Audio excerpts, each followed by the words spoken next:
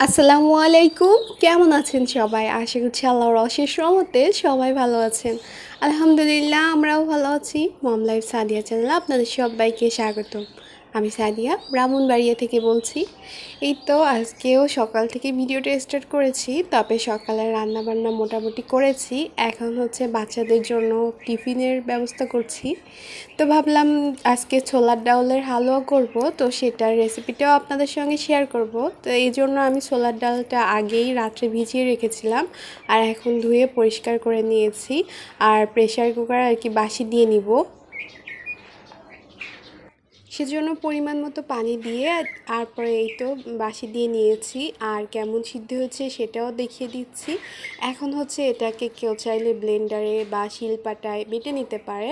তো আমি আর এই যে আলু ম্যাশ করা যে আর কি এটাকে কি বলে তো ওইটা দিয়ে আর কি করে নিচ্ছি। এখন এটা দিয়ে আসলে ততটাও ভালো হবে না, তারপরেও ভালো করে কয়েকবার প্রেশার দিয়ে করলে একবারে মিহি হয়ে যাবে। মিহি বলতে ব্লেন্ডারে দিলে যতটা মিহি হবে অতটা না হলেও চলবে, তবে আমি একটু চাইছিলাম হালকা একটু দানা দানা থাক, সেজন্য আর আমি এটা দিয়েই করে নিয়েছি। আর ব্লেন্ডারে মাখাতে চাইছিলাম না, আসলে সকালবেলা খুবই ব্যস্ততার মধ্যে দিন পার হয়।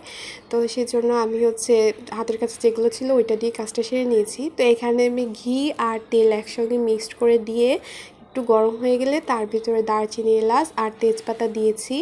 দেওয়ার পরে ডালটা দিয়ে বেশ কিছু সময় নেড়েচেড়ে যখন একটু পানি শুকিয়ে এসেছে তখন এর ভিতরে চিনি দিয়েছি। আর চিনির পরিমাণটা যে যেমন মিষ্টি খেতে পছন্দ করে ওরকম দিলেই হয়। তো তারপরে সামান্য একটু লবণ দিয়েছি, আর এ পর্যায়ে মনে হচ্ছিলো চিনিটা কম আছে, তো আর একটু দিয়ে দিয়েছি। দিয়ে এখন হচ্ছে গুঁড়া দুধ দিলাম। আসলে লিকুইড দুধ দিলেও হয়, তবে আমি চাইছিলাম এটা একটু সংরক্ষণ করে খেতে। ফ্রিজের খাবারটা আসলে তেমন একটা আমরা খেতে পারি না, তো বাইরেই থাকবে। এভাবে রাখলে দেখা যাবে কি 2-3 দিন অনায়াসে ভালো থাকবে। তবে যদি লিকুইড দুধ দিতাম, আর এখন যেহেতু গরমের সময়, তো দেখা যাবে যে একদিন যেতে না যেতেই নষ্ট হয়ে যাবে। তো সেই চিন্তাভাবনা থেকেই আর কি এভাবেই করেছি। আপনারা চাইলে সহজেই এইভাবে হালুয়াটা করে নিতে পারেন। আর ছোলার ডাল হালুয়াটা কিন্তু খুব মজার হয়ে থাকে। লাস্ট পর্যায়ে আমি হচ্ছে এতে কেওড়া জল দিয়েছি, আর যখন কড়াই থেকে ছেড়ে ছেড়ে এসেছে তখন হচ্ছে আমি নামিয়ে নিয়েছি। আর এই প্লেটে একটু তেল ব্রাশ করে নিয়েছিলাম, আর এই তো সেট করে নিয়েছি, তারপর ছুরির সাহায্যে কেটে নিয়েছি। তো এটা খেতে এত মজা হয়েছিল, আমার বাচ্চারা তো বারবারই খাচ্ছিল, মনে হচ্ছিল না যে আর 1-2 দিন যাবে। তো এই তো তারপরে হচ্ছে আপনাদের ভাইয়া বাজার করে নিয়ে এসেছে।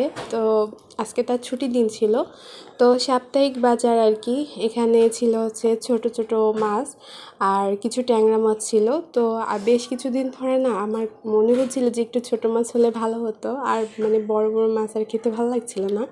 তো আজকে এইগুলো দেখে আমি তো ভীষণ খুশি হয়ে গিয়েছি, সাথে সবজি বাজারও ছিল। ভিডিওতে যে বড় বড় দুইটা তেলাপিয়া মাছ দেখা যাচ্ছে এগুলোর কিন্তু ছোট ছিল না, এটা প্রায় 1.5 কেজি ওজনের ছিল এক একটা।